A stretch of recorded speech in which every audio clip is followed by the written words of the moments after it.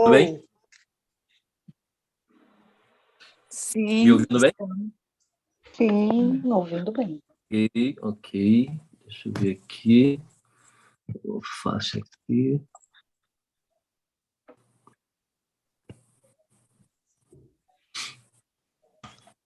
Vamos lá.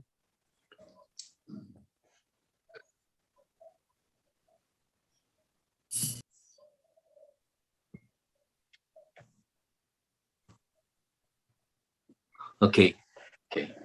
Estão me ouvindo bem, então? estamos ouvindo. E então vamos começar o nosso curso de milagres, né? Eu estive pensando aqui que a gente poderia começar por uma informação que essa semana eu li que eu achei muito interessante. A informação da quantidade aproximada de neurônios que existem no nosso cérebro, né? E essa quantidade aproximada é de 90 bilhões de neurônios. É muita coisa, né, dentro de uma massa cinzenta. A capacidade de armazenamento de informação nesse cérebro, né, é de um alcance máximo de 1.000 terabytes. Uma comparação, para a gente ter uma ideia, da nossa capacidade de armazenar informação, da quantidade de conexões sinápticas que podem existir, infinitas, basicamente, no nosso cérebro.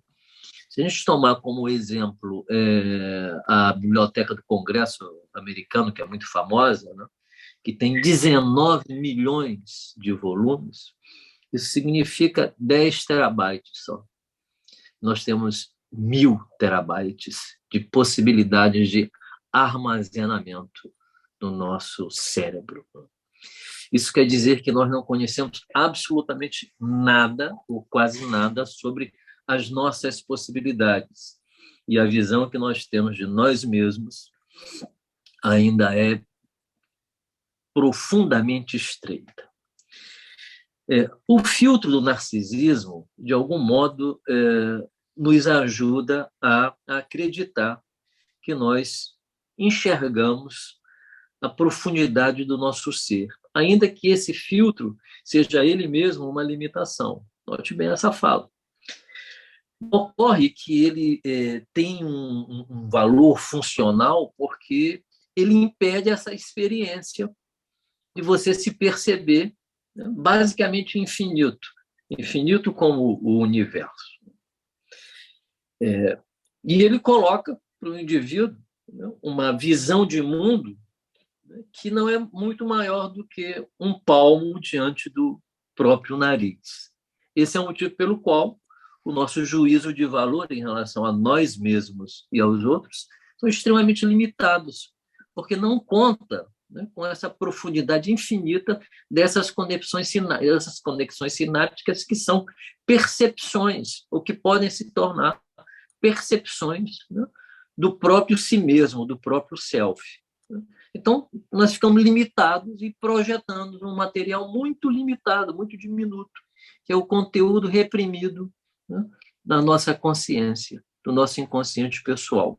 E é isso que nós fazemos, né? Projetamos nos outros, interpretamos os outros segundo essas projeções reprimidas em nós, né? E essa foi a grande descoberta de Freud. Veja como o nosso mundo é pequeno, quando a gente fica circulando em torno dessas duas estruturas mentais, né? Ou três: ego como centro da consciência, consciência e inconsciente pessoal.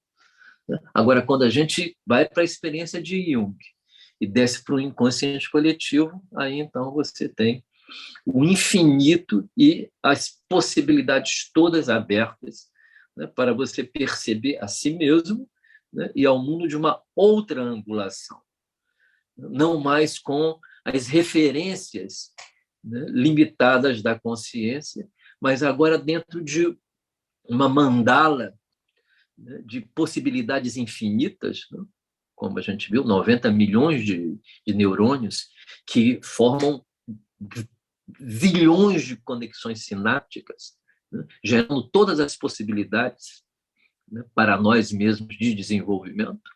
Né? Se nós pensarmos nessas possibilidades, nem parece tão estranho assim. Novamente, eu volto à questão dos milagres, né? Quando Jesus... Bom, então, eu queria trazer essa informação, que é uma informação objetiva, científica, né, que mostra que nós conhecemos muito pouco, né, de nós mesmos, né, que nós temos muito pouco acesso sobre a profundidade e as possibilidades do nosso cérebro, e as nossas conexões sinápticas, né, são muito estreitas. Esse é o motivo pelo qual não acidentalmente nós louvamos as crises como processos de desenvolvimento. O que poderia, então, como é que nós poderíamos entender as crises à luz dessa informação que eu trouxe aqui agora? Ora, turbilhões de novas conexões se fazem, né, e que o ego não consegue compreender ainda, porque é tudo muito recém-nascido para ele, e ele tenta se organizar, né, numa tentativa de compreender a turbulência, os turbilhões que se levantam a partir das novas conexões que se fazem dentro da própria mente. O resultado final deverá ser, se espera, né, o desenvolvimento. E o que é o desenvolvimento? O que é essa coisa que a gente vive falando? O que é essa coisa que a gente vive buscando, inclusive? Não, eu quero o meu autoconhecimento, eu quero o meu desenvolvimento, eu quero ampliar a minha consciência. Mas como é que se faz isso? Como é que isso acontece de maneira empírica na vida humana? Não pode ser de outro modo, a não ser através das nossas crises. Porque crises são turbulências, a gente poderia dizer isso, são turbulências de certas conexões que não chegaram à consciência e que, por um motivo qualquer, seja porque alguém me deixou e aí alcançou um nível pessoal de abandono, né? Seja porque eu perdi o emprego e alcançou um outro nível pessoal de desamparo, né? E que produziu uma turbulência me convidando, né, a resolver o problema. E o que é resolver o problema? É compreender o problema. E o que é compreender o problema é descobrir que nunca se morre, é descobrir que todo problema pode ser atravessado se houver fé. Aí que a gente entra na fé. Se houver fé. Mas o que é a fé? Só a fé é um instrumento para atravessar as crises. As grandes crises só podem ser atravessadas pela fé. Mas o que é esta fé que eu estou trazendo aqui como um instrumento fundamental, né? A nave, o barco necessário para atravessar a crise. A fé sabe que o próprio self resolve o problema, contanto que o indivíduo obedeça a uma única condição exigida para que o problema seja resolvido: deixar o self resolver o problema. Esse não é o nosso maior problema. Deixar. Acreditar. Porque todo o tempo a gente está achando que é a gente que faz acontecer. Todo o tempo nós queremos controlar todas as coisas, inclusive com as nossas interpretações sobre os nossos sintomas. Ao invés de acompanhar o sintoma com os olhos, de maneira que ele possa nos levar a algum lugar que possa nos esclarecer sobre a natureza do próprio sintoma, porque o próprio sintoma pode nos levar no lugar, ou naquele lugar onde o sintoma se autoesclarece para você. Entende essa fala? Essa fala é muito importante, essa fala que é um milagre. Quando há, portanto... Por que Jesus sempre exige, por assim dizer, daquele que quer um milagre, que creia? Creia em quê? Você crê? Eu creio, Senhor. No quê? No que você crê? Eu creio que o self é capaz de resolver os problemas se eu me ausentar de mim. Se eu me ausentar de mim, se eu renunciar à sedução onipotente, narcisista, de querer resolver o problema, se eu conseguir fazer essa renúncia, não se esqueça que o nascimento psíquico lá para Freud é a renúncia ao narcisismo primário. Se não houver a renúncia, para poder aceitar o princípio de realidade. Não houver essa renúncia, o indivíduo não consegue nascer psiquicamente e fica preso, né, numa série de pontos de fixação. Então, o exigido, né, é que o ego seja capaz, né, de reconhecer o acontecimento e que seja capaz de desistir dos seus esforços para resolver um acontecimento que não pode ser resolvido por ele e se entregue cegamente ao self, no sentido de acreditar sem saber como, como isso será feito, de acreditar que o próprio self encontrará uma saída que resolverá o conflito. Mas a condição para que isso possa acontecer é uma completa e total renúncia do eu na direção de resolver o problema. Onde houver ansiedade para resolver uma determinada questão, o milagre não poderá acontecer. Porque a ansiedade, ela é um derivativo da vontade do eu. E a vontade do eu, como a gente acabou de ver, ela é tão diminuta e tão limitada que muito provavelmente ela fica andando para um lugar para o outro, acreditando poder encontrar alguma coisa, sem poder encontrar. E quanto menos encontra o que busca, mais aumenta a ansiedade. Mais aumentando a ansiedade, menos há a possibilidade da atuação de um ato de fé, ou de um ato de Deus, ou de um milagre. Esse é o motivo pelo qual o milagre acontece quando o indivíduo já desistiu de tudo, de todas as possibilidades que foi dada a ele, e ele está cansado, ele está exausto, ele já não acredita mais em absolutamente coisa alguma.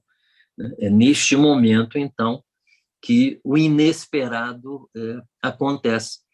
O inesperado acontece justo no momento em que o indivíduo não acreditava mais que pudesse acontecer alguma coisa boa em sua própria vida. Então, muitas vezes, na terapia, o que a gente faz é simplesmente continuar conversando, né, na clínica, né, à espera de um milagre, à espera que, em algum momento, o próprio self traga, né, à superfície da consciência alguma coisa que nós chamamos de insight e que não é outra coisa a não ser a condensação resolvida de um conflito transformado agora em consciência. Perceberam isso? Essa fala, ela é importante, ela é uma fala concisa. Para te repetir um pouquinho. Pois sobre o insight. Exatamente. Esse insight é isso. Ela é uma condensação. Ela é uma condensação, né, de elementos do self, né, que resolveram o conflito, né, e que se apresenta à consciência sob a forma de um insight, tem, às vezes, grandes fogos. É um insight natural, né, e que faz com que o indivíduo se beneficie enormemente, né, daquele acréscimo de consciência trazido, né, pelo céu a ele. Então, do ponto de vista psicológico, a gente está vendo um milagre aqui, como é o milagre funciona, né, dentro da mente. Né? Quanto mais defendido está o ego, quanto mais o ego está identificado, né, com o narcisismo, quanto mais ele está limitado ao mundo no qual ele vive, quanto menos ele estiver aberto, né, e com medo do inconsciente, dos sintomas, né, mais ele está encarcerado, né, no lugar, né, onde ele vai ter que, em algum momento, se entregar. Até fiz um vídeo sobre isso, quando Freud Freud e Jung, todos eles dizem isso, a mesma coisa. Né? E quanto mais um indivíduo foge dos seus sintomas, mais ele se aproxima justamente daquilo que ele tenta fugir. Né? Por quê? Porque o conteúdo que o põe em fuga é o conteúdo passível de se tornar consciente e de desenvolvê-lo, amadurecê-lo, ampliar a consciência dele, realizar um processo de autoconhecimento. Ora, mas o indivíduo está com medo de alguma coisa. De que será que está com medo? Só pode ser de uma autoconsciência que a pessoa tem completamente equivocada em relação a si mesma. Então, a pessoa teme. A pessoa teme descobrir, né, verdades sobre si mesmo, porque a autoidealização narcisista de si, geralmente de forma unilateral positiva, né, seria diluída e a verdade do ser apareceria. Então, alguém que tem uma persona, né, extremamente potente, extremamente segura, né, poderia revelar um lado absolutamente inseguro, né, e teria vergonha de humildemente reconhecer sua insegurança. Assim, como assim eu que me apresento sob determinada forma, né, num determinado lugar, né, tenho um pânico de voar, né, de avião, por exemplo, uma fobia, né, de avião, e tenho que confessar isso para outra pessoa. Esse conflito, né, entre uma autoidealização e uma realidade de dependência ou de vulnerabilidade, né, pode enrijecer o ego a tal ponto que produz, né, ansiedade incontroláveis. O indivíduo vai ter que ser muito bem medicado para poder manter a persona funcionando, né, de maneira que ele não se desarmonize, né? Está desarmonizado, mas não se desarmonize para fora, né, no que concerne a questão, né, do conflito entre uma persona perfeita e um mundo interno extremamente instável e inseguro. Então, o milagre, do ponto de vista psicológico, né, pressupõe ter percebido que há algo em você para além do seu eu. É preciso que você perceba isso. Há algo em você para além do seu eu. Há algo em você que cuida de você. E que se você conseguisse ter esta confiança em que há este algo em você que cuida de você, que este algo jamais lhe abandona, você experimentaria, quando eu digo você, eu digo nós, experimentaríamos uma paz difícil de ser descrita. A minha paz eu vos dou a minha paz. Jesus não tem dinheiro para dar para as pessoas, não tem ouro nem prata. Ele não tem nada para dar para as pessoas a não ser paz. Agora, existe alguma coisa melhor na vida do que paz? Mas como é que a gente alcança a nossa paz? Talvez a gente possa alcançar a nossa paz quando a gente passa a não exigir mais muitas coisas que nós entendemos ser admiráveis para nós mesmos e para o mundo. Talvez a gente comece a atingir a nossa paz quando a gente não tenha mais necessidade de apresentar qualquer cartão de visitas que cause uma impressão X, Y ou Z. A paz de ser quem se é. Essa é a melhor entre todas as pazes. A paz de ser quem se é. Mas a paz de ser quem se é só é possível se eu não tiver mais vergonha de coisa alguma em mim. E quando eu uso a palavra vergonha, é óbvio que eu estou me referindo ao narcisismo. É quando eu não defendo mais coisa alguma e nem faço questão mais de defender absolutamente mais nada em mim. Quando a gente envelhece, né, e algumas pessoas que chegam a ser uma idade 80, 85 anos, até menos 75, com uma sabedoria, elas começam a não fazer mais questão de absolutamente nada. Ainda hoje, eu atendendo uma pessoa de 70 e poucos anos, me falava, né?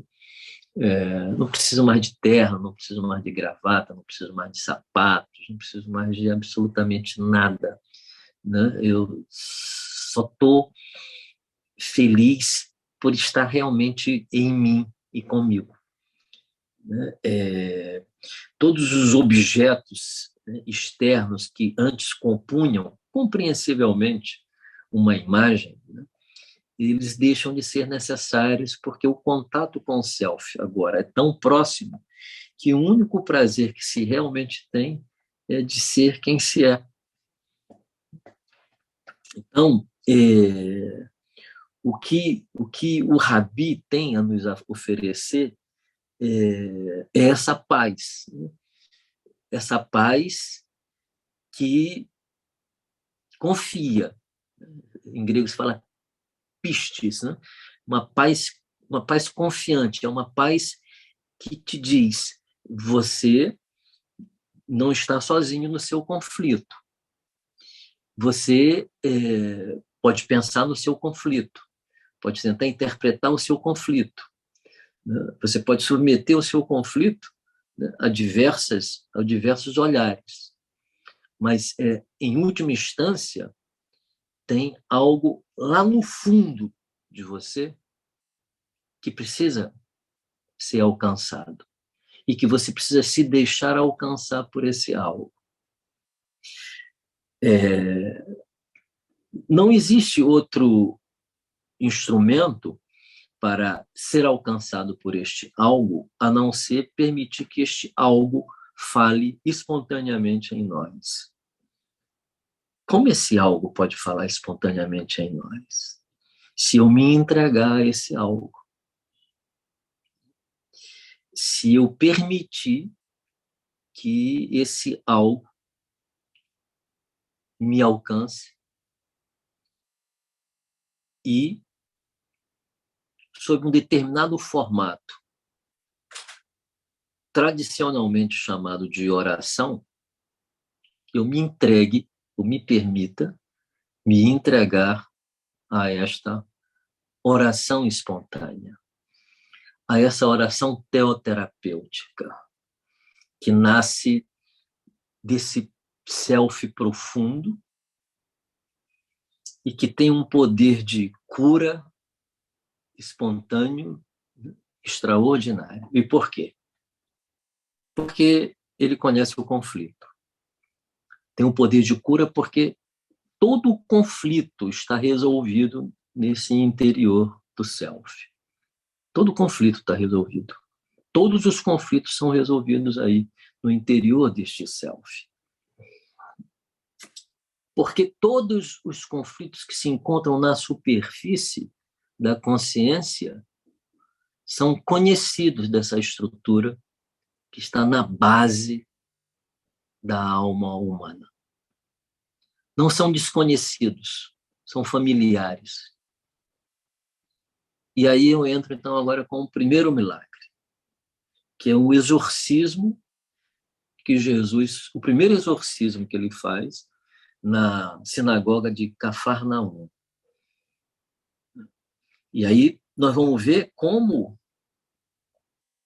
todos os elementos psíquicos e os objetos mentais que circundam a nossa estrutura psíquica, que podem ser chamados objetos mentais, sem dúvida, mas podem ser chamados também de complexos inconscientes, como Jung chamou, e como essas frações de consciência potenciais, que podem se tornar em consciência potenciais, e também os complexos podem ser dores, traumas que foram acumulados ao longo da vida, como esses objetos mentais obedecem completamente à voz do self. Porque eles não são maior do que o self. Eles não têm mais poder do que o self. Eles não têm mais estrutura libidinal do que o self. E, de algum modo, eles derivam do self. De algum modo, eles derivam do self. E esse é o motivo pelo qual o self os reconhece. E não só o self os reconhece. Eles reconhecem o self. Vejamos a história. Jesus entra na sinagoga de Cafarnaum e prega, né? O primeiro impacto é fantástico, porque as pessoas notam logo que estão diante de alguém completamente diferente dos pregadores habituais. E por quê?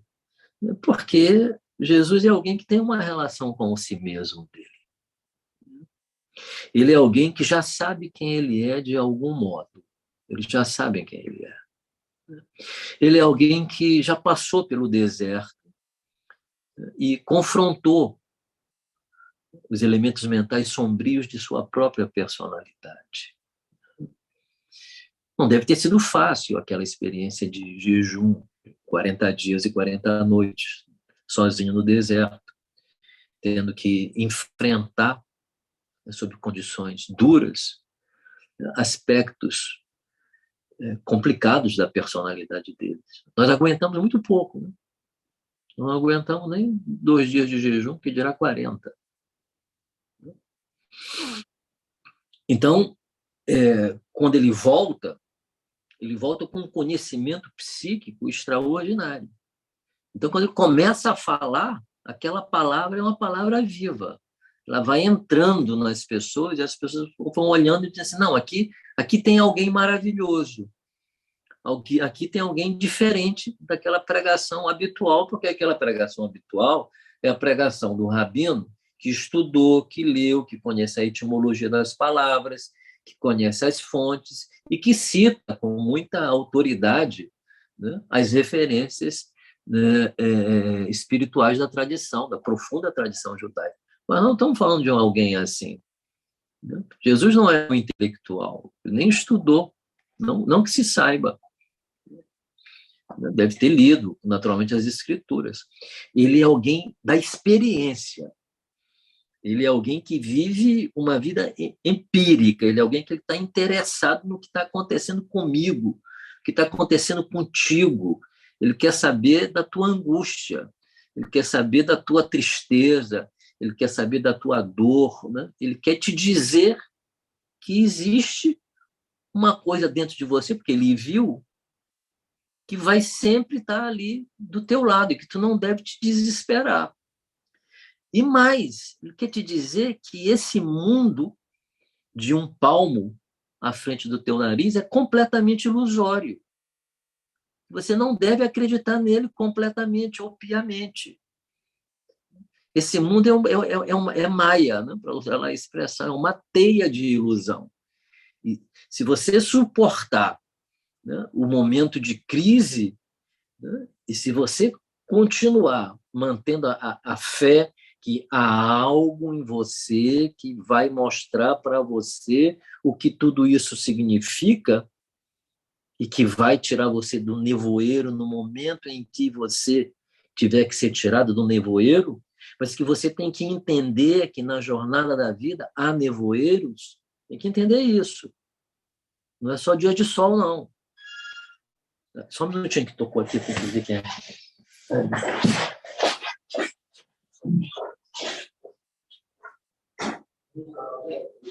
Senhor José, isso, carizar, uma aula, sempre passa por fazer o Pix. Não sei como é. Não posso passar depois? Não. Eu não mandei lá. Pô, perdão. Obrigado a vocês. Obrigado.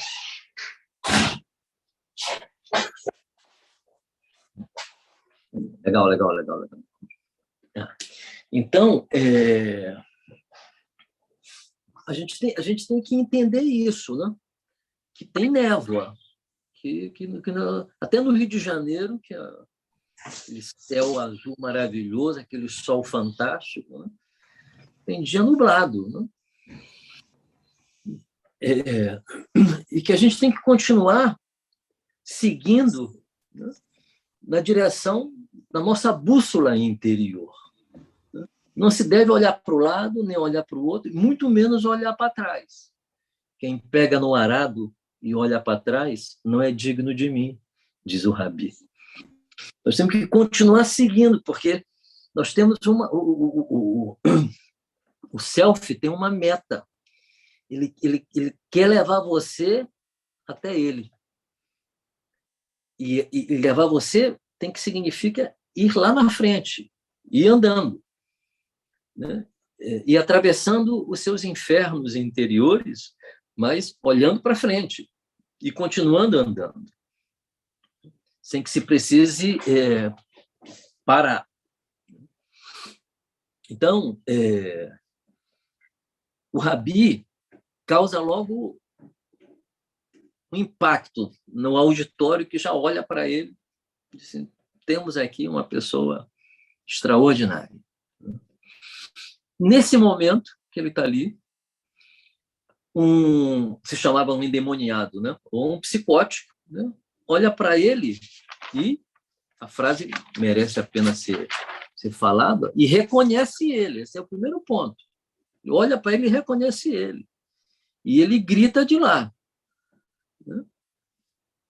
Que queres de nós, Jesus de Nazaré? O psicótico grita de lá. Que queres de nós? Falou no plural. De nós. Por quê? Nós. Porque são complexos inconscientes. É uma estrutura fragmentada. Então, são várias estruturas. Vieste para arruinar-nos? O que será arruinar-nos, hein? Que coisa maravilhosa isso, né? Sempre quem leu, por exemplo, Herbert Rosenfeld, leu Meltzer, Steiner, né? Fica impressionado com essa fala aqui. Né? Sei que tu és o santo de Deus. Como é que você sabe disso, né? Sabe por causa daquela questão que eu acabei de levantar aqui. São pedaços da mente. São pedaços da mente oniscientes também. Também sabem. Né? Mas sabem também que o Rabi, pela força coesa da sua estrutura de personalidade, né? Tem uma coesão interna com o self poderoso. Né?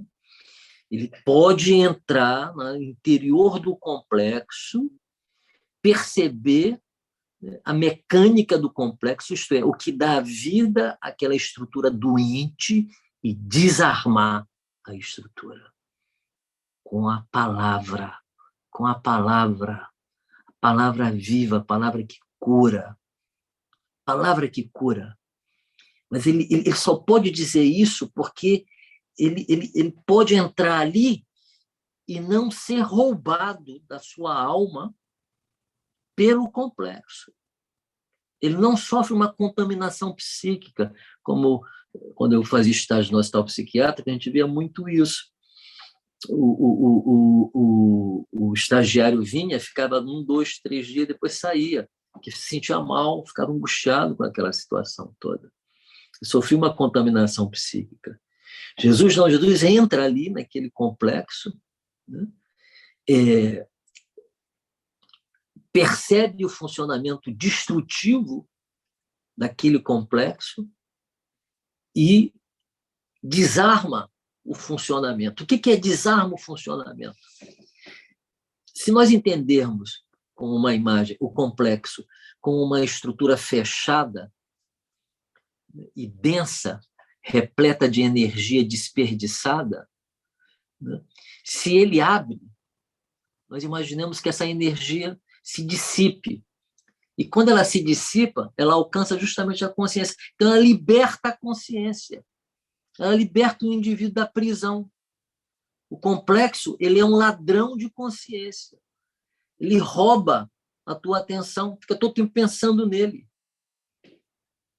Ele rouba a tua atenção. E quando ele vai lá e entra e desarma, ele faz exatamente o contrário.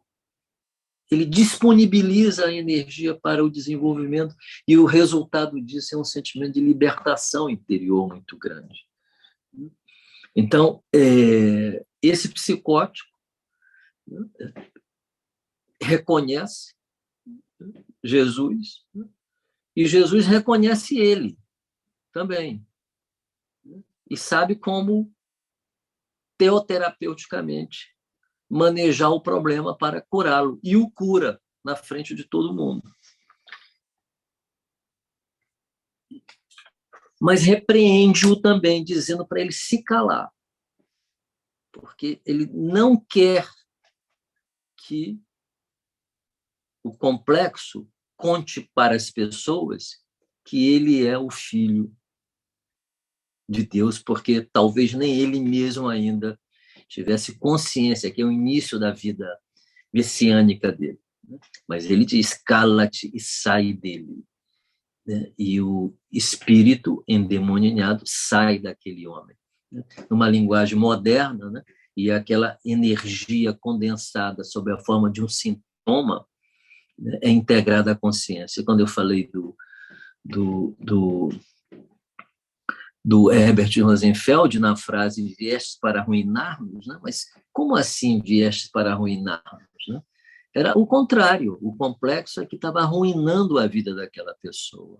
Então, você vê aqui, na psicose, uma inversão, né? Quer dizer, o funcionamento psicótico destrutivo é sentido pelo psicótico como uma coisa positiva e não negativa. Então, há uma inversão. Ele não veio para arruinar, ele veio para libertar. Essa inversão é horrível. São, de algum modo, numa proporção muito mais limitada, são os nossos vícios, né? Aquelas coisas que nos fazem mal e que a gente jura que nos fazem bem e que a gente tem dificuldade de abandonar, porque a gente acha que não faz mal. Então, aqui, vieste para arruinar-nos, é uma frase muito interessante, porque não corresponde à verdade.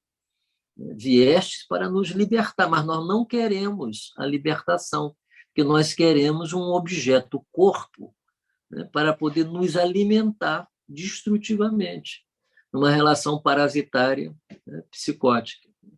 Então, note como Jesus lidava com a doença mental. E aqui se estabelece um milagre. Então, esse é a primeira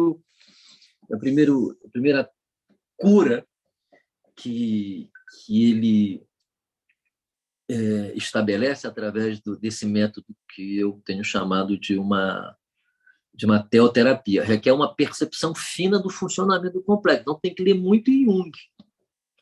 Tem que ler muito a teoria dos complexos do Jung. Eu acho, deixa eu ver se tem aqui. Tá, tem ainda uma parte importante. Ele diz aqui, no momento em que houve a integração da libido, da energia psíquica, né, o espírito imundo, ou o complexo, né, sacudiu o homem. Aqui Reich nos ajudaria. Como essas estruturas ganham o corpo da pessoa e formam também deformações corporais importantes, porque eles têm os complexos, né, eles ganham uma formação corporal importante também.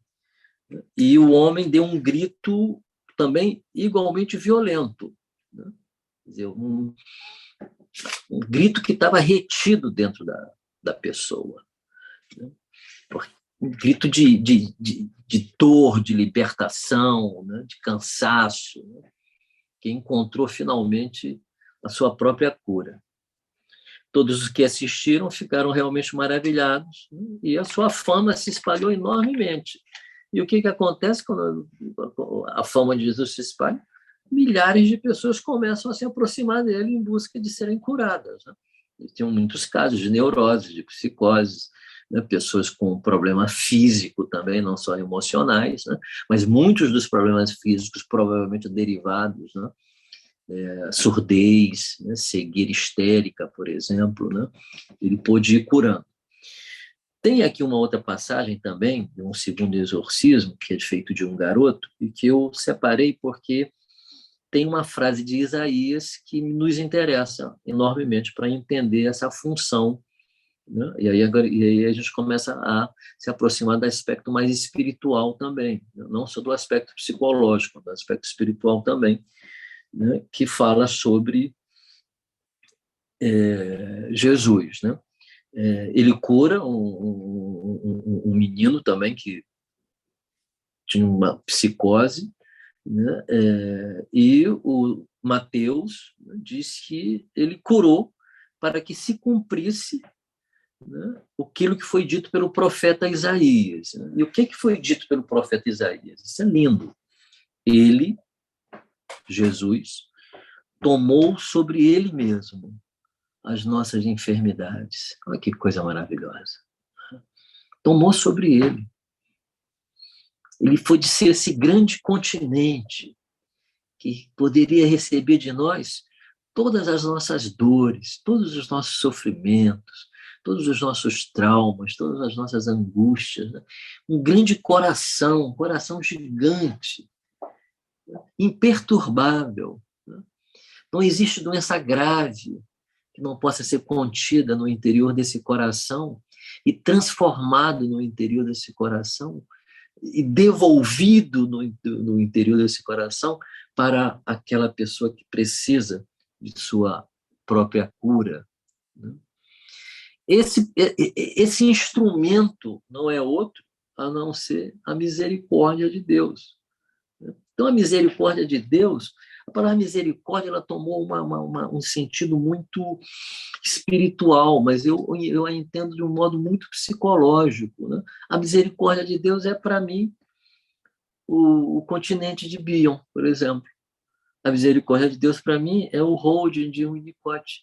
É a nossa capacidade de poder acolher, né, as dores dos nossos pacientes dentro de nós, suportarmos aquelas dores ali, pensarmos aquelas dores ali dentro de nós, né, e devolvermos de formas palatáveis. Nem sempre conseguimos fazer isso, né, porque às vezes essas dores também nos alcançam as nossas dores, e a gente faz o que é? Uma contratransferência, e aí a gente pode passar do ponto, porque misturou comigo. Então, mas Jesus está muito, muito diferenciado. Né? Ele está muito diferenciado. Se ele está muito diferenciado, né, não mistura. Ele sabe o que é de cada um e sabe como devolver para cada um, porque ele é manso e humilde de coração. Todos vós se aproximem de mim, porque eu sou manso. Sou manso porque eu sou calmo. Eu estou tranquilo, eu estou bem. Eu sou humilde porque eu elaborei meu narcisismo. Eu não tô deslumbrado. Não estou deslumbrado com nada. As pessoas bateram palma para mim, ok, mas eu não estou deslumbrado. Eu não saí dali com um sorriso no canto do rosto, né, me achando secretamente, né, o cara. Não. O que eu quis mesmo foi ajudar, fazer a pessoa se sentir melhor, né? Ter uma vida melhor. Então, esse estado mental, né? Viver nesse lugar aí que eu estou descrevendo, né? É uma coisa que deve ser impressionante, né? Deve ser impressionante viver nesse lugar. Era nesse lugar aí que Jesus vivia. E Isaías diz, ele tomou sobre si nossas enfermidades e carregou com ele as nossas doenças. Então, não façam cerimônia, ok? Não façam cerimônia. Derramem, né, as nossas enfermidades, as nossas doenças, né, dentro desse coração continente misericordioso e não se preocupem. Não se preocupem, só derramem. Derramem com todo o vosso coração. Essa é a condição. Não se esqueçam que a condição sempre é de coração para coração. É de coração para coração. Então, derrame ali de coração, seja o que for, a pior das suas sombras. A pior das suas sombras. Quanto mais densa essa sombra, maior é a capacidade também de de uma transformação, de um conhecimento maior e de uma compreensível redução do narcisismo, né? Porque se eu não vejo beleza em mim, de que eu vou me orgulhar então? Né? Me é suficiente ser terra e pó, me é suficiente. Então, é lindo Isaías, né? Ele tomou sobre si nossas enfermidades. Percebe como a gente tem um método terapêutico extraordinário nas mãos, né? Como o cristianismo é uma religião realmente extraordinária. Mas é importante que se ore, é importante que nós nos entreguemos à oração do self, à oração do self, que a gente tire 10 minutos, 5 minutos, para permitir a oração do self. E se tiverem a oportunidade também de ajoelharem, também são posturas importantes corporais, né, que evocam, né, experiências internas, né? Mesmo que não seja tão sentido assim, não tem problema. São exercícios, assim como o yoga é exercício, assim como fazemos exercícios de musculação para nos sentirmos melhor, né? Também a espiritualidade é um exercício. Quando Jesus se recolhe para ir, geralmente à noite, para o deserto orar, ele vai fazer o exercício espiritual. Frequentemente ele faz isso. Frequentemente se retira, porque devia sentir, em algum momento, que precisava do retiro, precisava estar consigo próprio, ele e o seu próprio self.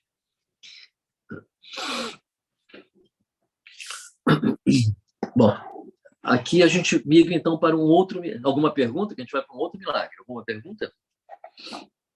Forte? Forte, né? Nenhuma pergunta? Estão tão silenciosas vocês, estão calmas assim.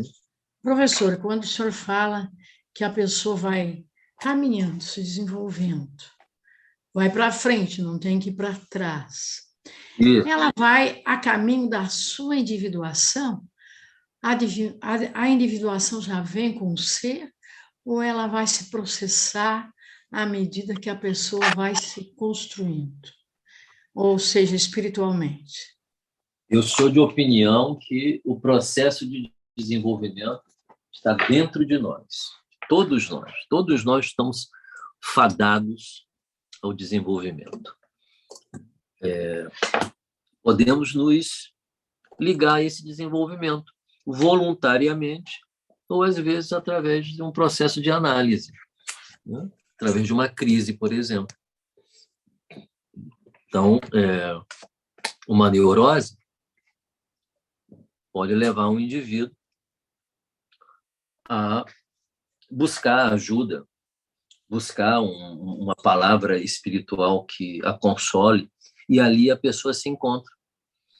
Quantas pessoas a gente não sabe, a gente gostando ou não, tendo críticas ou não, né, não se tornaram pastores, não se tornaram apóstolos, né, depois de uma crise. Eles foram tocadas. Mas quando ela chega na sua individuação, é porque ela não está fragmentada? Ela vê uma totalidade? Não é obrigatório. Histologicamente? Não é obrigatório. O processo de individuação, ele na verdade é eterno. Ele não termina. Então, é possível que algumas crises mais características da juventude não sejam avistadas mais tarde, quando você tem uma idade mais avançada, por exemplo. Mas outras crises se chegarão. Se para uma pessoa de 35 anos a realidade da morte é distante e ela ainda se sente mortal, para alguém que tem 80, a realidade da morte é próxima. Isso pode se estabelecer uma crise de sentido e de significado. O que vem depois, como eu vivo a vida que eu estou vivendo nesse exato momento, como eu faço para escolher a vida que me dê a sensação de que estou aproveitando essa vida, porque daqui a pouco eu estou partindo. Como é que né? Saber que, em algum momento, né, a pessoa deixará de existir. Uma coisa é ter 40 anos, outra coisa é ter 80 ou ter 90. Então, as crises, elas se estabelecem por toda a vida humana. Por isso que eu falei, é importante que a gente tenha uma noção precisa de nós mesmos. Nós somos seres de crise, né? E as crises não precisam ser obrigatoriamente dolorosas, elas não precisam ser. Inicialmente podem ser, mas depois não precisam ser. Se houver, lembra do início da nossa fala? O início da nossa fala foi importante. Eu sei que é uma percepção mais difícil, mas se eu tiver descoberto que há algo em mim que tem a minha vida, que é verdadeiramente o dono da minha vida, e se eu tivesse um grão de mostarda de fé nisso, eu seria alguém completamente despreocupado de absolutamente tudo. Porque nada pode me alcançar, nada.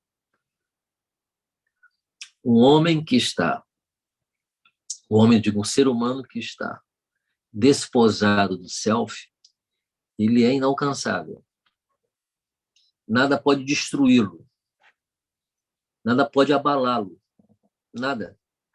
Porque ele tem uma fé inabalável nesse self. Ele sabe que no final de tudo vai dar tudo certo.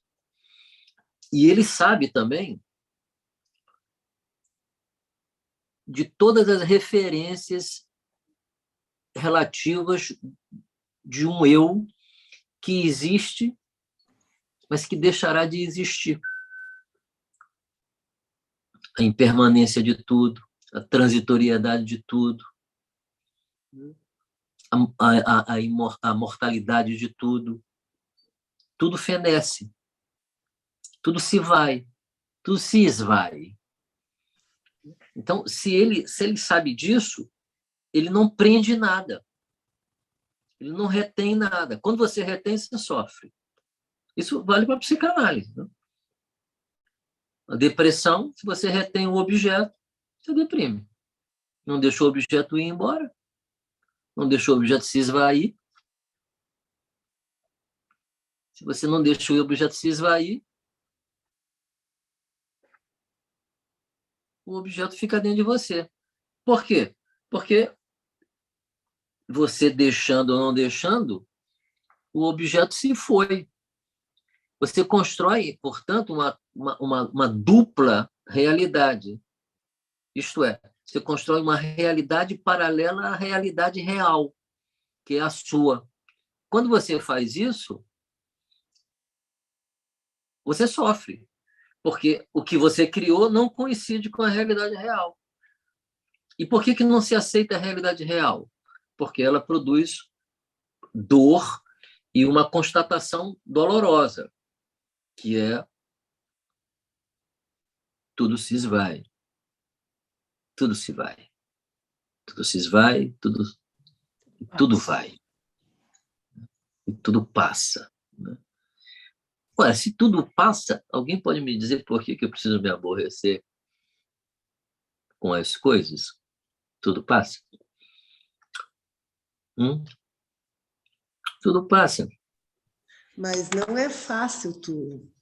Não. Tu está entendendo como sair do ego, sair da consciência? Aí tem o início, o meio e o fim. Senhora. O início, o meio e o fim. Olha, eu tenho essas experiências interessantes, não? Eu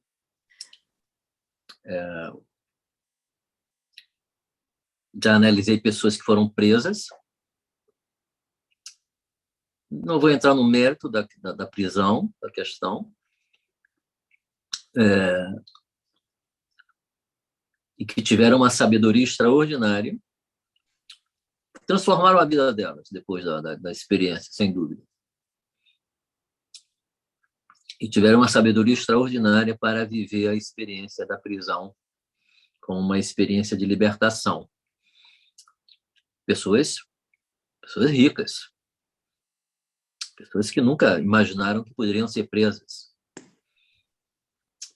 E, justo ali, naquele lugar, descobriram coisas impressionantes de sua própria personalidade que jamais imaginariam que pudessem existir. E se dispuseram naturalmente a serem justas daí para frente. Então, são tantos os milagres que podem acontecer na vida da gente, e eles podem chegar de uma maneira tão imprevisível para nós, que acho que tudo que a gente pode fazer é aproveitar o que acontece com a gente. Aproveitar o que acontece com a gente. Não precisa ser preso na empresa. Aproveitar o que acontece. É difícil? É claro que é muito difícil. Mas e daí? Alguém que está deprimido vai ter que fazer uma experiência qualquer para sair da depressão. Alguém que tem que fazer uma cirurgia de câncer vai ter que fazer a cirurgia de câncer. Alguém que descobriu um diagnóstico recente, por exemplo, de uma doença mais grave, vai ter que lidar com isso. Nós não estamos falando de um mundo maravilhoso, fantástico, delirante. Nós estamos falando de um mundo real. E que os recursos que nós desenvolvemos para viver melhor são recursos que devem ser utilizados para lidar com a realidade e o impacto dessa realidade sobre cada um de nós. E não é absolutamente simples. E também não é fácil. Por isso que nós temos que nos recolher de tempos em tempos. Temos que ter uma rotina espiritual. Temos que ter uma rotina espiritual para aproveitar cada momento difícil de nossa vida como oportunidade para ampliar a nossa consciência. É tudo que nós podemos fazer. Nós não temos mais outra coisa para fazer sobre a Terra a não ser isso. Seria uma retroalimentação para você se tornar mais forte. Todo o tempo. Todo o tempo. Tendo compreendido o básico. Eu não estou sozinho.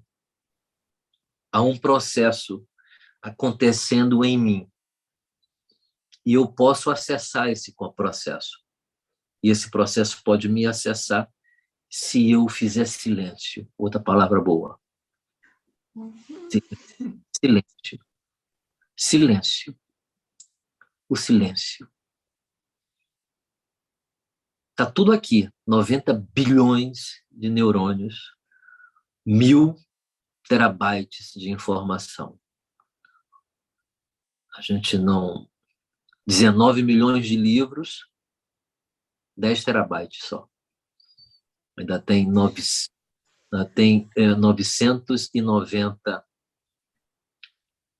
terabytes de memória na cabeça da gente. Sem falar das combinações infinitas de neurônios, uns com os outros. Né? Esses somos nós. Esses somos nós. Já viram um filme meio agressivo, mas é bom? Lucy, antigo. É um filmezinho, eu lembrei dele agora. Filmezinho bom. Como é que é o nome? Vamos lá. Lucy.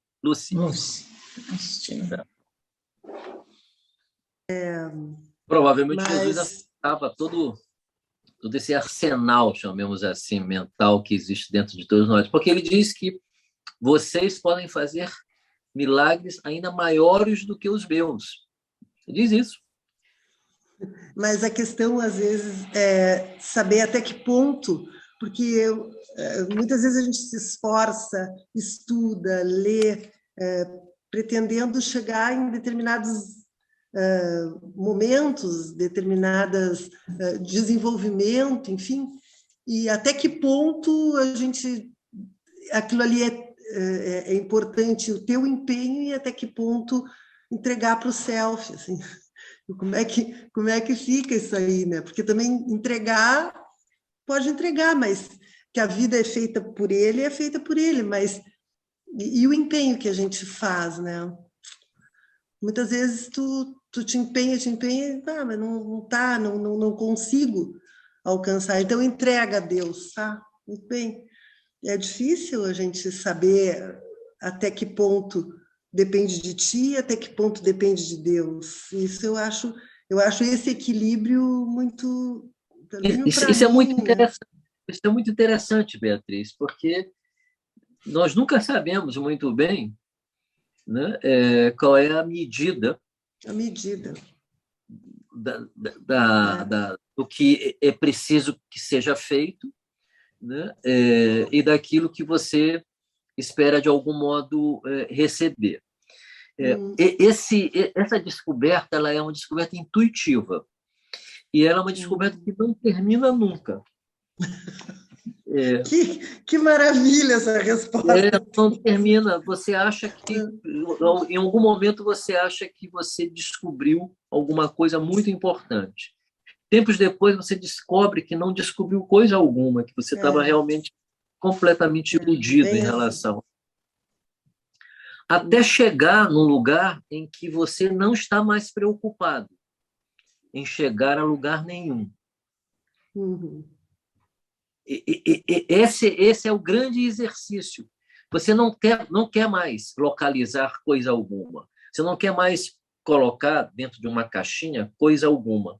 Você simplesmente está ali e não está preocupado em saber se é um lugar de profundidade, se não é um lugar de profundidade, né? Se Mas é um aí lugar... é Jesus, é Buda, é Krishnamurti? Eu não. Mas esse é Né?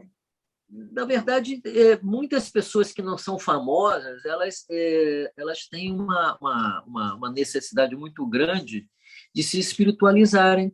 Aquelas senhoras, por exemplo, que estão orando ali no terço, 5 horas da tarde, que nós não damos um centavo por elas, mas se nós conversássemos com elas, perdêssemos um tempo para conversar, talvez nós encontrássemos ali uma sabedoria em comum.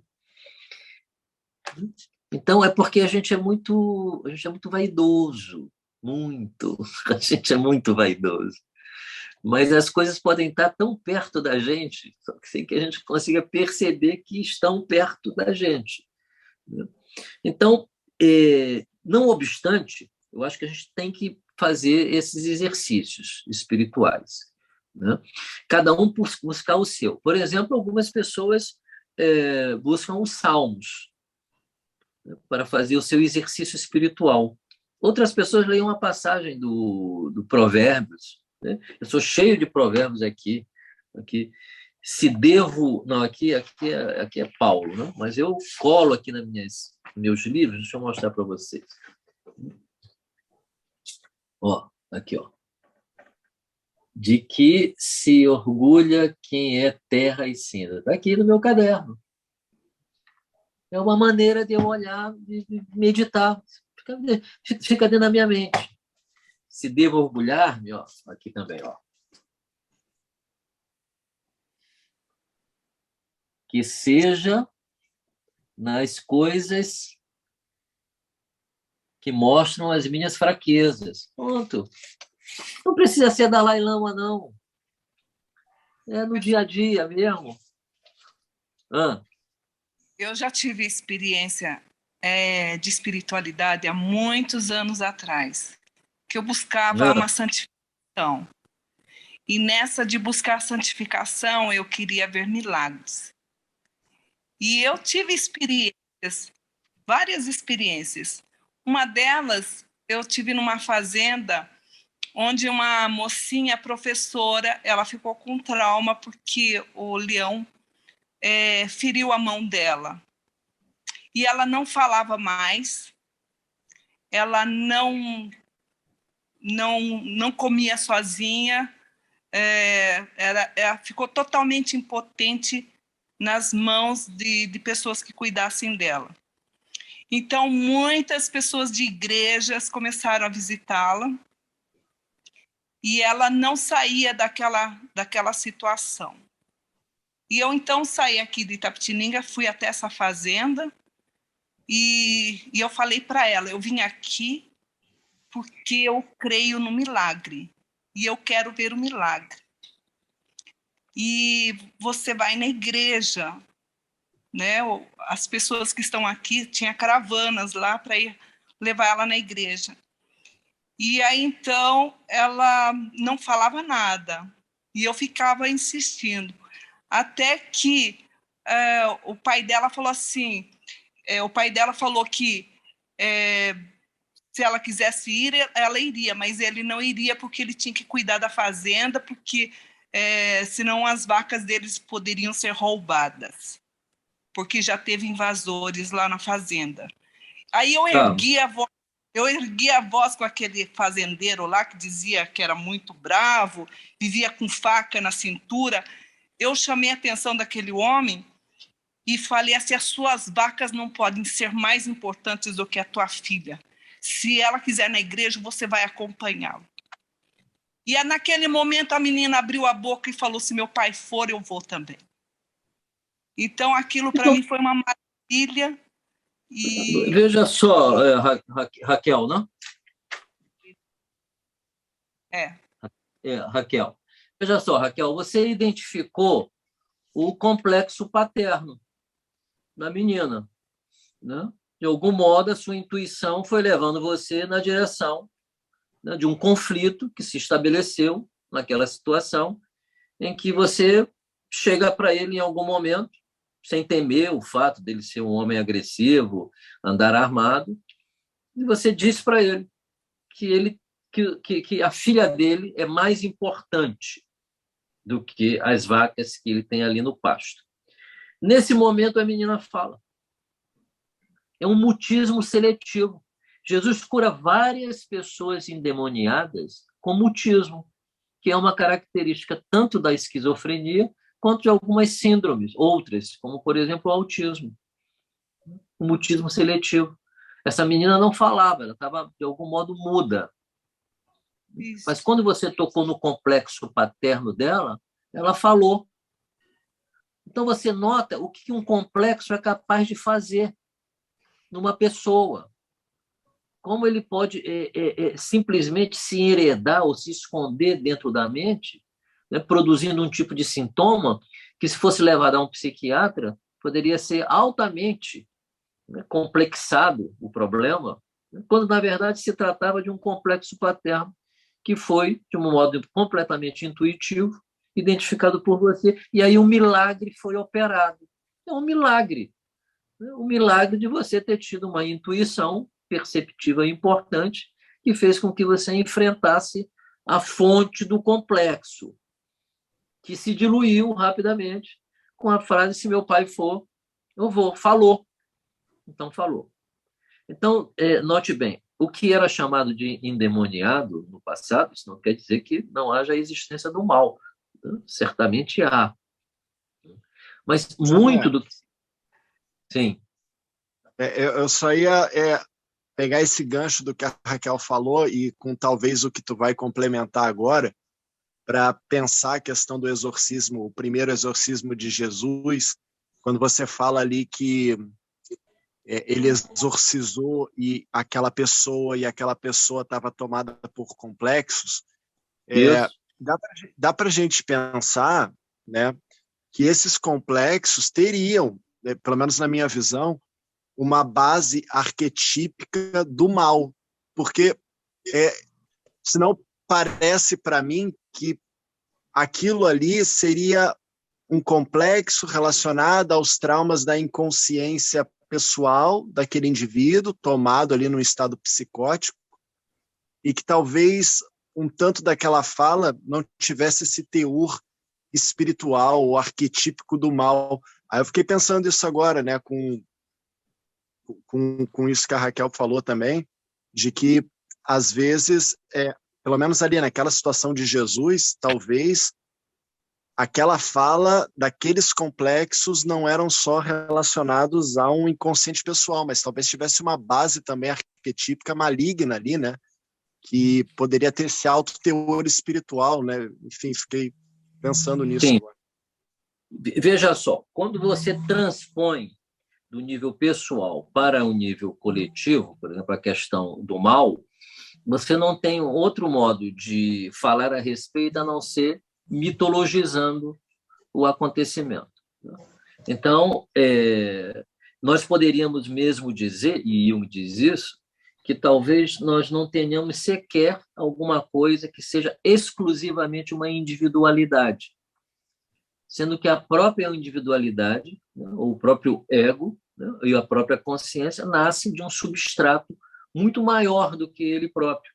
É como se ele fosse a ponta do iceberg, que é o inconsciente e que é o inconsciente coletivo. Ora, se nós pensarmos, né, nas realidades contrárias à força de vida, né, ou que seria então a força do mal, ou Thanatos, a força de destruição, né, a gente pode pensar que todo o tempo tais forças estão em ação em nossa vida. Todas as vezes que nós nos colocamos numa situação de risco, pensemos no transtorno bipolar, no transtorno afetivo bipolar, em que o indivíduo com bastante frequência se coloca numa situação de risco. Pensamos nos transtornos da personalidade borderline também, né? A gente percebe que tais transtornos, né, colocam a pessoa seduzido, na verdade, seduz a pessoa frequentemente a viver situações de risco, né, encapada, né, com uma sedução que se transforma a pessoa num herói. A pessoa está indo na direção do próprio desastre, mas ela está se sentindo altamente onipotente, altamente forte, altamente valorizada, né, se achando realmente a pessoa mais incrível do mundo. E, no entanto, ela está se aproximando, né, do próprio desastre dela. Então, se a gente pensar, né, que a força de destrutividade, chamada por Freud de Thanatos, né, está sempre presente, a gente pode pensar assim, que no psicótico de Cafarnaum, né, se pode assistir, né, à ação arquetípica, né, do mal, que tenta confundir a força de vida. Quando diz, né, por isso eu me detive naquela frase, quando diz que o que você quer de nós? Vieste aqui para arruinar-nos? Se não para arruinar-nos, não. Pelo contrário, vieste aqui para libertá-los e não arruinar-nos, né? Então, essa força negativa, esse buraco negro, né? É um buraco negro. Esse buraco negro aí é um buraco negro. É um buraco negro que a gente não entende muito bem como funciona, né? Vocês sabem que o nosso sistema solar tem um buraco negro, né? Sagitário A estrela, né? Um buraco negro, que engole tudo ali, bem no centro da galáxia, diga-se de passagem.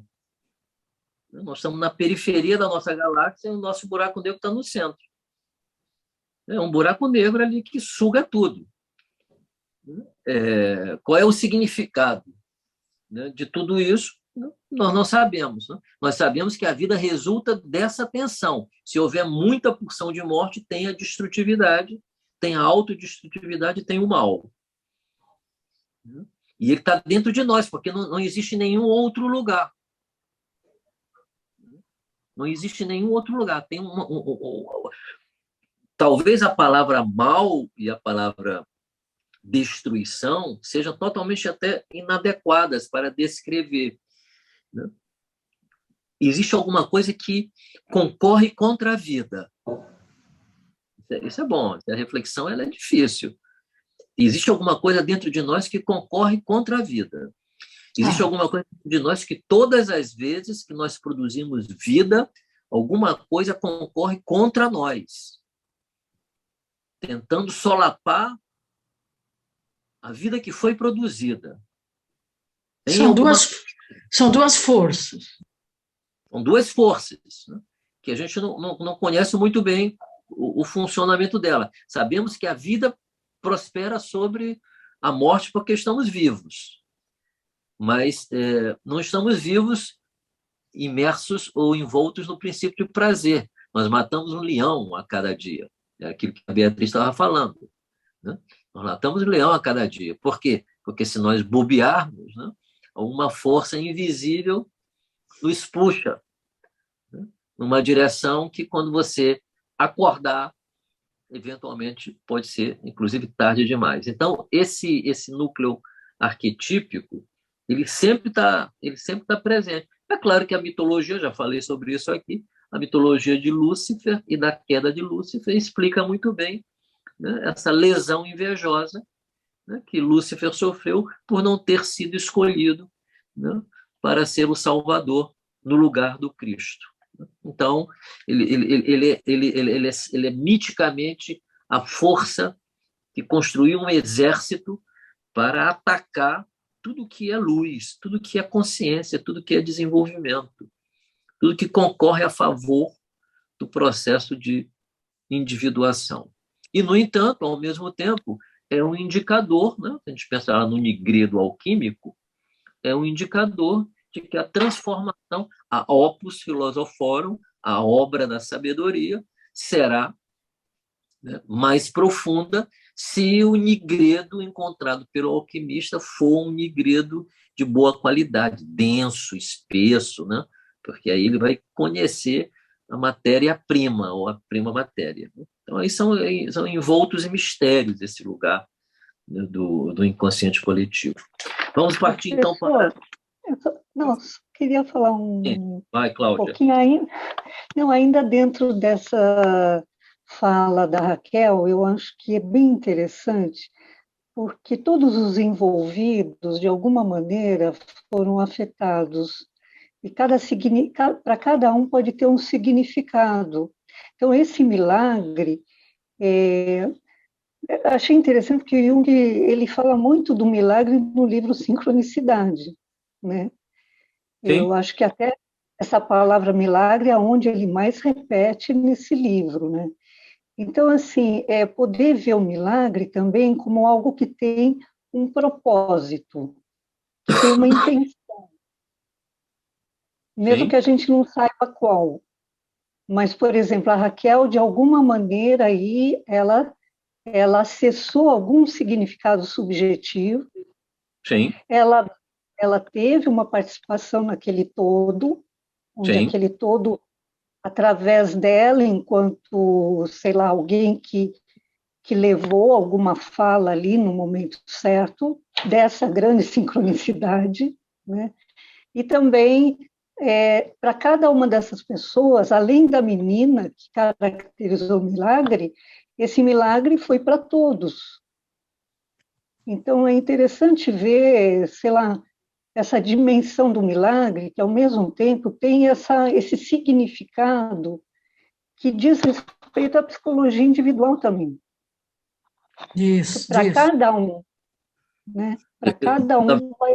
Sim. Eu acho que o milagre que aconteceu naquele episódio narrado por Raquel, ele não poderia ter acontecido, né, sem a presença de Raquel. Uhum. Então, eu diria que a fé, né, o carisma, né, a bênção, a graça, né, fez com que Raquel pudesse construir. Eu vou me expressar de uma maneira mais precisa, então. Raquel foi instrumento do Self. Isso seria o correto falar. E o Self falou através de Raquel.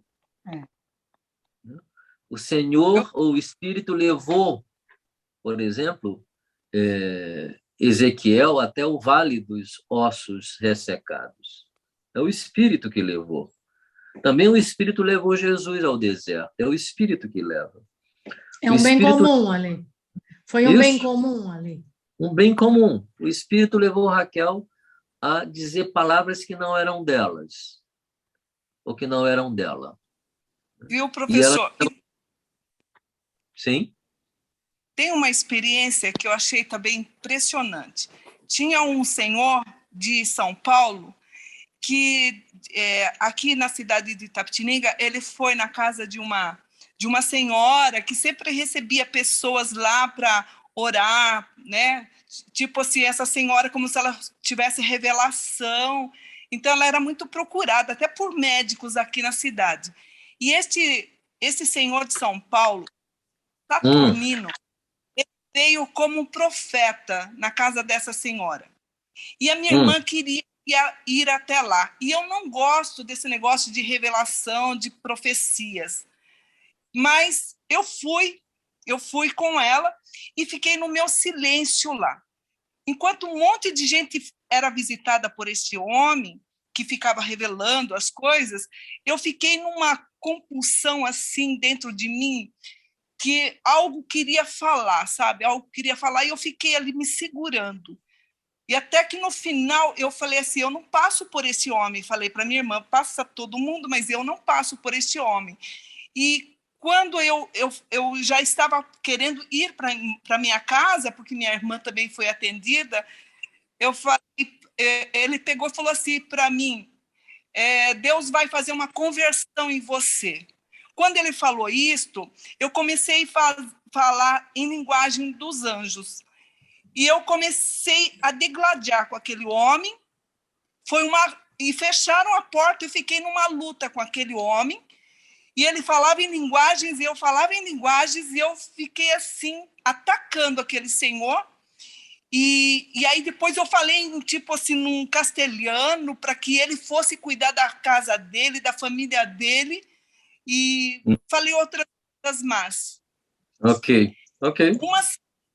Uma semana depois, a igreja que ele frequentava, que era cristã do Brasil, excluiu esse homem porque a filha mais velha revelou para a avó que ele a estuprava. Então, está ali, e eu senti um transtorno desde que eu cheguei lá. Isso, é isso. Um estado holotrópico de consciência, um estado alterado de consciência pode também fazer com que a gente perceba, né, as coisas que estão no nosso entorno. Volto a repetir, nós temos 1000 terabytes de memória, né, e 90 bilhões de neurônios que nós não conhecemos a mínima sobre eles, não temos a menor ideia do que eles podem fazer por nós, né? Então, ainda temos muito para descobrir sobre nós mesmos, né? Por exemplo, agora, a experiência da transfiguração. Vamos falar sobre isso. Jesus tomou, então, consigo Pedro, João e Tiago e subiu a montanha para orar. Olha a disciplina espiritual do Rabi. Subiu a montanha para orar, sempre buscando um momento ou um lugar onde ele possa estar realmente em silêncio com ele próprio, para entrar em contato com o seu self. Mesmo o Rabi precisa entrar em contato com o seu self todo o tempo. Ocorre que surgiu um acontecimento impressionante, que, mais uma vez, nós podemos imputar a esse fantástico desconhecimento que nós temos de nossa capacidade extraordinária de acessar mundos dentro de nós que nós não acessamos ainda, porque ainda estamos muito distantes, né? E pouco crentes de que são possíveis de serem alcançados. A gente já atribui muito ao sobrenatural, não? E não sobre o natural, como eu tenho falado aqui. Então, no momento em que Jesus orava, o seu rosto se alterou completamente. Eu digo assim, vem cá, o rosto ter se alterado é alguma coisa que pudesse nos surpreender enormemente? Eu vou fazer uma analogia pobre, muito pobre, mas vou fazer essa analogia mesmo assim, né? Porque o rosto de Jesus se altera porque ele está em contato com o self. Esse rosto vira o rosto do self, assim como suas roupas, que ficam brancas, né, e brilhantes, né? Ele se torna o self. Ele mantém ali uma hierogamia, um casamento sagrado tão profundo com o próprio self dele, que ele se torna esse self. E ele reluz porque ele é esse self. Ele é esse self. Ele e o self são um só. Quem me vê, vê o self. E quem vê o self, me vê. Ele é filho desse self enquanto Jesus, mas é o próprio self enquanto Deus. Eis aí um paradoxo ainda complicado para nós entendermos. Então, o seu rosto se altera enormemente. E aí eu vou fazer uma analogia tosca. Quem de nós poderia jogar a primeira pedra e dizer assim: não, meu rosto nunca se alterou em momento algum da minha vida.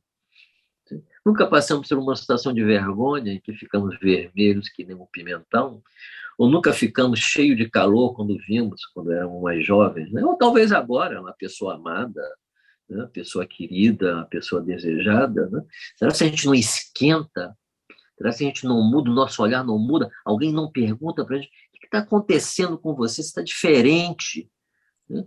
Se você estiver apaixonado ou apaixonada, você está diferente, você está com um ar diferente, está com uma energia diferente. Professor, o que está diferente em você? Você está diferente nessa aula. Cortou o cabelo. Isso, cortou. Está Exatamente. diferente. Isso. Aqui, diferente Mudou. fisicamente. Diferente fisicamente. Nós estamos falando de Isso que... diferença espiritual. Tá. Né? Diferença energética, né? Que você sente que a pessoa chegou alguém, você sente que o corpo da pessoa mexeu, o rosto mexeu, o olho brilhou, né? O rosto ficou mais vermelho. É uma analogia pobre, porque aqui nós estamos falando de um contato direto com o self. Então, o rosto de Jesus se iluminou e se alterou completamente. Essa não é uma primeira experiência de alteração do corpo e da forma e do brilho, né, registrada na tradição espiritual judaica. O próprio Moisés, quando estava no Sinai, 40 dias e 40 noites, também fazendo jejum, e recebeu as tábuas da lei, quando ele desceu, ele não viu onde tinha espelho. Ele não viu. Ele estava com o rosto completamente resplandecente. Quando as pessoas viram, ficaram assombrados com ele.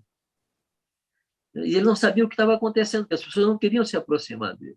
Então alguém foi e cobriu-o com um manto, porque o rosto era resplandecente. E por que o rosto era resplandecente? Porque ele estava em oração, em conversa direta com Javé, ali por 40 dias e 40 noites. Agora, é difícil para a gente acreditar, e eu sei que a gente tende a imaginar essas histórias como histórias que carregam consigo um poder de histórias encantadoras e não realidades literais, concretas, porque nenhum de nós vai viver uma experiência como essa, provavelmente, né? de um contato, ou de uma busca de um contato, né? Porque nós não somos Dalai Lama, tão íntimo com Deus como esses homens, por exemplo, foram capazes de fazer na vida deles. Né? Então, esse rosto resplandecente é a luz do self, está dentro de nós. Qualquer um de nós pode fazer uma experiência desse tipo, eventualmente sem precisar fazer 40 dias de jejum,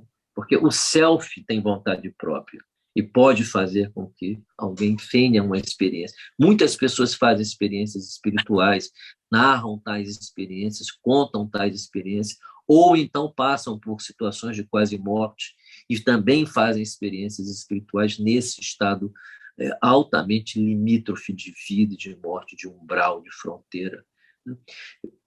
Parece que essa região dos nossos neurônios são acessadas, né, em condições especiais que nós nos encontremos. Sob condições especiais, parece que essas condições se tornam possíveis para todos nós. A oração, eu repito, é a condição cotidiana que pode fazer com que haja uma intimidade maior entre o eu e o self. Bom, esses homens conversavam, os dois conversavam com não importa. Bom, os três amigos de Pedro, Tiago e João estavam dormindo. E quando eles acordaram, eles viram essa cena e perceberam que Jesus conversava com três outros grandes profetas, Elias e Moisés. Né? E Pedro, de forma ingênua, olha Pedro, olha nós. Pedro falando, Senhor, vou fazer 3 tendas aqui. Okay? Uma para ti, uma para Elias, né? E uma para Moisés. Né? O Jesus deve ter sacudido a cabeça de mim, poxa, que pena, né, Pedro? Tu não está entendendo, né, Pedro? O que tu está querendo? Né? Diz assim, que o texto diz assim, mas ele não sabia o que estava dizendo. Pedro não sabia o que estava dizendo quando disse isso. Senhor, vamos fazer 3 tendas aqui para você, para Elias e para Moisés. A gente não quer que vocês possam ir embora. A gente não quer, a gente quer guardar vocês para nós. Né? A gente quer ficar junto de vocês, não quer compartilhar nada disso, dessa descoberta que a gente acabou de fazer aqui. A gente quer guardar só para a gente. E esse não é o objetivo. O objetivo é poder compartilhar o máximo que se puder, ir ao mundo, professar a minha palavra. Foi o mando que o Rabi fez a todos os discípulos, propagar a boa mensagem. A boa mensagem é essa, é que existe essa luz dentro de todos nós e que essa luz deve ser compartilhada, deve ser trocada. É por isso que compartilhar funcionou nas mídias sociais. Porque compartilhar é a palavra. E não é só a palavra da espiritualidade, não. É a palavra da biologia também. Todos nós sabemos que tudo que uma célula quer é continuar a existir. É por isso que a nossa reprodução é sexuada. É que nós vamos nos transmitindo uns para os outros. Porque queremos o continuar. Queremos trocar, queremos dar. Dar é a palavra, é o verbo da vida. Dar é o verbo da vida. Quando eu dou o que eu tenho para outra pessoa, né, eu fico enriquecido porque eu fiz a experiência de dar. Né? Essa é a experiência do Criador também, do Rabi, que é uma experiência que ele não veio para ser servido, ele veio para servir. Ele veio mostrar que aquele que quiser ser o maior precisa se colocar no lugar mais humilde possível, para que a graça de Deus, a misericórdia de Deus possa habitar o mundo e libertar o homem das suas projeções ilusórias, né, de poder, né, de onipotência, né, e de vaidade que não existem e que impede que ele possa experimentar, né, aí no início da nossa fala, a paz que ele tanto diz desejar encontrar. Mas essa paz não pode ser encontrada se não houver uma profunda humilhação do narcisismo. Então, Pedro não sabia o que dizia porque não queria compartilhar, queria guardar para ele a luz. Não guarde sua luz, dê sua luz. A gente corre o risco de se sentir um pouco envaidecido. Peça perdão a Deus por isso. Reconheça. Mas não guarde sua luz numa atitude de modéstia, né, ou de humildade fingida. Deus tem horror a fingimento. O negócio de Deus é verdade, seja qual for a verdade. Seja qual for a verdade. Então, não vamos guardar nossa luz. Por último, esse é lindo demais, que é a ressurreição de Lázaro em Betânia, né? Quando Maria e Marta, as irmãs de Lázaro, né, informam Jesus que Lázaro está doente. E ele diz assim, aquele que tu amas está doente. Jesus afirma, essa doença não é para a morte, mas para a glória de Deus. Olha que coisa maravilhosa, né? Está entendendo? A nossa doença, as nossas doenças não são para a morte, é para a glória do céu, filho. A gente vai sair daqui hoje para nos salvar. De algum modo tendo fé no nosso céu. nos entregando a nosso self, depositando a nossa vida completamente nesse self. E mesmo que a gente fique tentado a nos preocuparmos, nós, conosco mesmo, mesmo assim a gente vai fazer um esforço de entregar tudo que a gente puder entregar, que é a técnica do mestre Eckhart, do deixar para lá tudo aquilo que te preocupa, entregando na mão do self. Mas a gente precisa entregar na mão do self.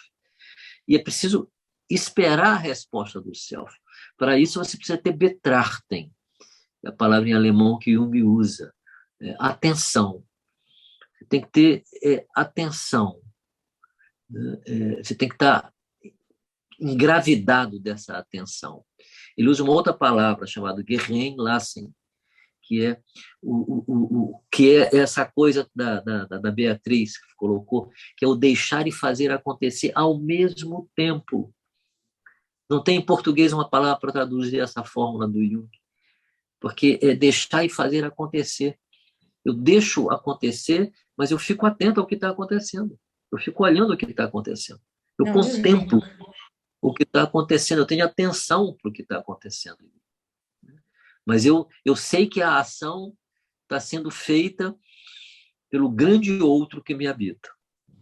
Então, essa doença não é para a morte, mas para a glória de Deus, a fim de que o Filho de Deus seja por essa doença glorificado. Ou seja, eu tenho poder sobre toda a enfermidade humana. Toda enfermidade humana.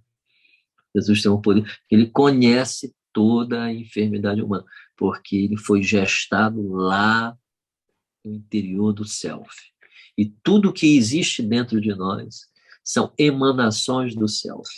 Nesta noite desta claridade primordial que o Cristo trouxe, que é um casal, né, que desde tempos imemoriais existe como princípio, o yin e o yang sempre existiram. Sempre existiram. Uma relação misteriosa de que nós não conseguimos compreender completamente. Então, Jesus disse, nosso amigo Lázaro dorme, mas eu vou despertá-lo. Os discípulos, mais uma vez, não conseguem entender a linguagem de Jesus. Né? Então, são duas conexões diferentes, duas vibes diferentes. Um está falando na parte do self, o outro está falando na parte do ego. Então, tem ruído. E aí os amigos dizem assim, ora, Senhor, se ele está dormindo, certamente vai acordar. E aí Jesus tem que dizer para ele, né? Não é bem assim. Lázaro realmente está morto. Ele realmente morreu. Mas quem for ver Lúcia, é uma cena lá muito interessante, que quando ela está dentro do carro a 150, 200 por hora, o cara que do lado disse, vai cuidar, senão a gente vai morrer. Ela disse, não, a gente não morre. A gente não morre. Essa é muito boa do filme. A gente não morre. Não esquenta que a gente não morre. O ego acha que morre, né? Tá entendendo? É todo o tempo isso. O ego acha que morre. Mas ela não está mais no ego, ela está no self total, porque teve lá um problema com ela está no self total. Então, no self não se morre.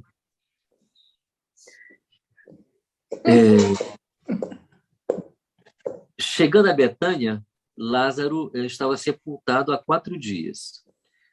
Essa passagem eu gosto muito, porque eu gosto muito dessa passagem que mostra um Jesus tão humano, tão terno, a gente vai ver por quê. Marta disse a Jesus, Senhor, se estivesses aqui, o meu irmão não teria morrido. Mas ainda agora sei que tu podes, sei que tudo que pedires a Deus, ele te concederá. Ela sabe disso. A fé de Marta é uma fé interessante aqui. Mas ela dá uma rateada. Jesus lhe disse, teu irmão ressuscitará. Ela diz assim, certamente, Maria, aliás, eu sei, Senhor, a ressurreição dos mortos ele ressuscitará no último dia. E aí Jesus disse, não, Marta, não, Maria, eu sou a ressurreição. Isso é incrível, né? Eu sou a ressurreição. O self é a nossa ressurreição. E quem crê no self, mesmo que se acredite morto, viverá eternamente, jamais morrerá. É a frase da Lúcia. Não se morre. Se você crê, você não morre. Tudo depende de crer? Tudo depende de crer, porque crer é o grande desafio lançado. Ou você crê no seu eu, ou você crê no seu self. O desafio lançado é esse. Ou você tem confiança em Deus, ou você tem confiança em si. Não dá para ter as duas confianças. É complicado isso que eu estou dizendo. Eu sei que é complicado. Mas não dá para ter as duas confianças. Ou você confia em Deus, ou você confia no self, ou você confia no seu eu.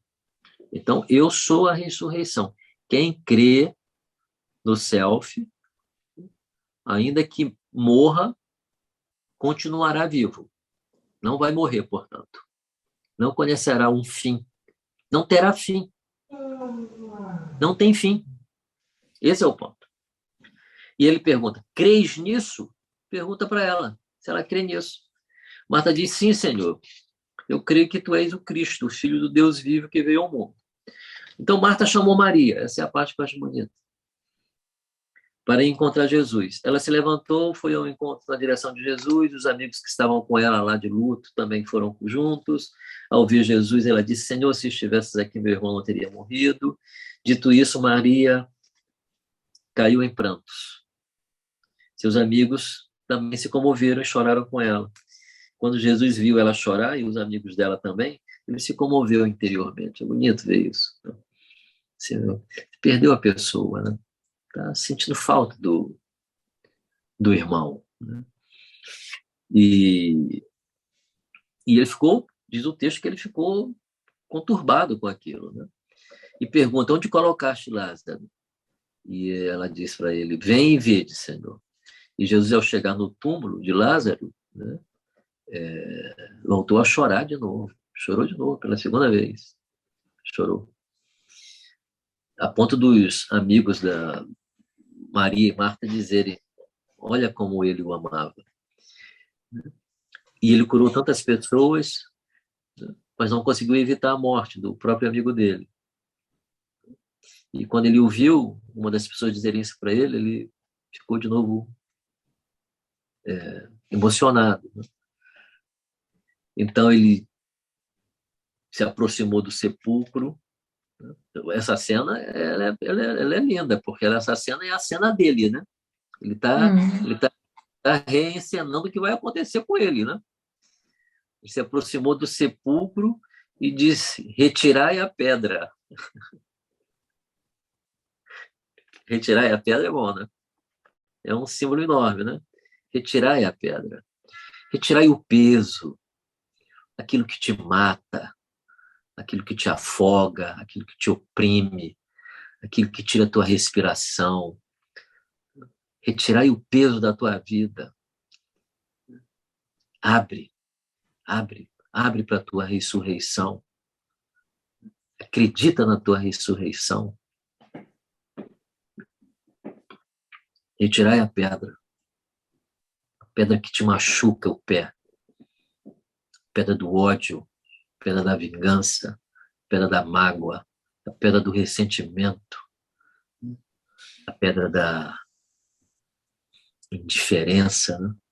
Do desprezo, do triunfo. Todas as pedras das posições esquizoparanoides de Melanie Klein, né? Todas aquelas pedras.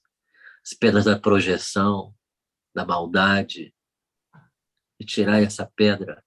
Tanto peso que a gente carrega, né? Tanto peso.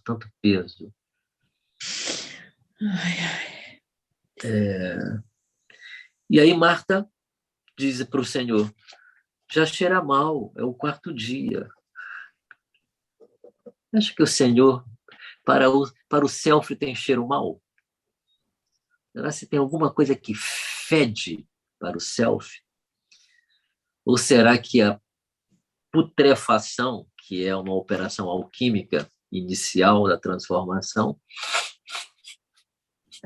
quanto mais fedida, mais promissora é a transformação? É assim que os alquimistas acham. Quanto mais fedida, mais promissora é a transformação. Já cheira mal, mas não cheira mal para o Rabi. No quarto dia. E Jesus responde: não te disse, Marta, que se creres, não se esqueçam disso, se creres. Não é numa fé obrigatoriamente transcendente, é num fato psíquico. Que se creres num fato psíquico, está aí, dentro de você. As histórias que a Raquel contou são reais. Não são fatos psíquicos, são fatos reais. Não te disse que se creres, verás a glória de Deus? Se creres, te larga de mão, deixa de lado tuas convicções e simplesmente crê. Te esquece e crê. Então, retirada a pedra, Jesus ergueu os olhos ao alto e fez uma oração. Aqui é uma função importantíssima da oração. Pai, dou-te graças porque me ouviste. Eu sabia que sempre me ouves, mas digo isso por causa da multidão que me rodeia, para que creiam que tu me enviaste. Tem que ter e provar. Como que é difícil, não? É difícil para nós, é difícil para eles. Está vendo que era difícil. Você vai ter que fazer um sinal para eu poder acreditar. Para eu poder cair por terra, né? E dizer assim, esse é o meu Senhor, esse é o meu Rabi. Eu esqueço tudo que eu aprendi, eu simplesmente esqueci tudo que eu aprendi, porque eis aqui aquele que é o único sábio. Só existe um sábio, que é esse. E aí ele diz, Lázaro, vem para fora. E o morto saiu com os pés e mãos enfaixados e com o rosto encoberto com o sudário. Não é absolutamente difícil ver nessa passagem a encenação que o próprio Jesus faz de sua própria morte e ressurreição. Porque ele também pôde crer, fazendo a experiência dele de vida, morte e retorno à vida. Bom, a ideia do nosso curso foi tentar compreender o milagre do ponto de vista psicológico, mostrando que dentro de nossa mente, né, há profundidades tão abissais, né, que semelhantes a que existem no universo, né, grandezas impensáveis de serem pensadas por nós, né, e que, no entanto, existem, e que não são uma questão de fé. Né? A Eta Carinae é uma estrela 5 milhões de vezes maior do que o nosso Sol, não é uma questão de fé. É um fato astronômico. A VY Canis Majoris é outra estrela que é 1 bilhão de vezes maior do que o nosso Sol, também não é uma questão de fé, embora a gente não consiga pensar esse número. É uma realidade. É uma realidade. Né? Distâncias estelares, né? 2,5 milhões de anos, luz da Terra, significa que se nós andarmos a 300 mil quilômetros por segundo, levaremos 2,5 milhões de anos para chegar no objeto avistado, né, pelos astrofísicos. Então, precisa de fé, não. É real, é visível, é calculado por física, é astrofísica, é a física dos astros, é real. Por que a gente não pode transpor esses números impressionantes, essas realidades impressionantes, abissais para nós, para dentro da nossa mente? Por que a gente acha que a gente é tão pequeno assim, meu Deus? A gente não é tão pequeno assim, não. A gente não é nada pequeno. A gente é realmente impressionante. Professor. Esse é o motivo pelo qual a humildade é de fundamental importância para que nosso narcisismo não cresça para além da curiosidade, né? Ok? Turma, tem que ir, que eu vou atender aqui agora, 9 horas. Professor, teve um grande cientista que falou, agora veio, até foi um doutor que falou sobre isso, um estudioso, que a palavra, ela é capaz de realmente de penetrar numa estrutura psicológica e desmantelar uma estrutura psicológica anterior, e que, de repente, ela faz acontecer, por exemplo. Jesus era especialista nisso. Era Pois é, e esse cientista está falando nisso agora, dentro da quântica. E fala também, que Jesus já falava sobre isso, agora é interessante, né? E que, por exemplo, a palavra coragem vem de coração. Então, se a gente, nas orações, se comprometer, na hora da gente for fazer as nossas orações espontâneas e selecionar algumas palavras que têm muito significado para nós, isso pode alterar coisas que tu não vai ficar esperando, mas que isso pode ocorrer durante a tua vida, né? No momento que tu está passando por um processo de turbulência, diríamos assim. Legal. Muito interessante. Tem que esperar. Tem que esperar. Tem que deixar, né? Fazer e deixar acontecer. Mas, professora, a cura também modifica o visual da pessoa, o rosto transforma, à medida que a gente vai se curando, tem uma transformação no rosto. Às vezes a gente olha para a pessoa e vê ela de um jeito, daqui a pouco, quando ela está num processo de tratamento, a gente vê ela diferenciada. Quando está se curando, o rosto se modifica. E acho muito interessante isso, até nas análises. Turma, eu preciso ir, que eu vou atender.